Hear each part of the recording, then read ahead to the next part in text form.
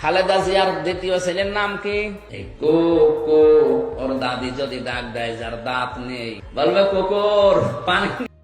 ওয়াজ মাহফিলে তিনি শহীদ রাষ্ট্রপতি জিয়াউর রহমানের ছেলে প্রজাত আরাফাত রহমান কোকোর নাম বিকৃত করে কথা বলেছেন।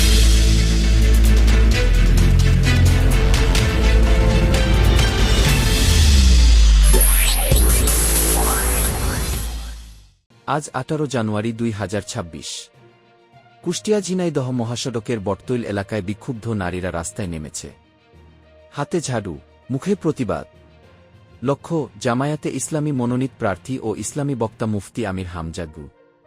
সম্প্রতি সোশ্যাল মিডিয়ায় ভাইরাল হয়েছে মুফতি আমির হামজার একটি পুরনো বক্তব্যের ভিডিও। খালেদা জিয়ার দ্বিতীয় ছেলের নাম কি? এই কো কো।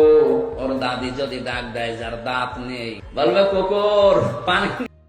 ওয়াজ মাহফিলে তিনি শহীদ রাষ্ট্রপতি জিয়াউর রহমানের ছেলে প্রজাত আরাফাত রহমান কোকোর নাম বিকৃত করে কথা বলেছেন বলে অভিযোগ। বিক্ষুব্ধ নারীরা বলছেন, একজন মৃত মানুষকে নিয়ে এমন কুরুচিপূর্ণ কথা অমানবিক ও নিন্দনীয়। আমরা এখানে এই মিছিলটা নিয়ে আসছি আমির হামজার কিছু অশালীন কথাবার্তার জন্য।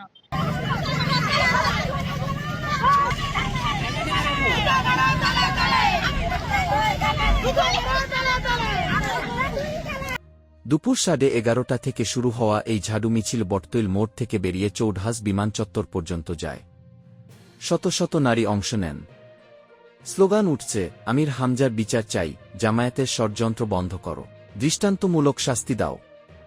তারা দাবি করছেন, এই বক্তব্যের জন্য দ্রুত আইনি ব্যবস্থা নেওয়া হোক। মিছিল শেষে সংক্ষিপ্ত সমাবেশে বক্তারা হুঁশিয়ারি দিয়েছেন, দাবি না মানলে আরও কঠোর আন্দোলন। এদিকে মুফতি আমির হামজা দাবি করেছেন, এটি নির্বাচনকে সামনে রেখে পুরনো ভিডিও ছড়িয়ে ষড়যন্ত্র।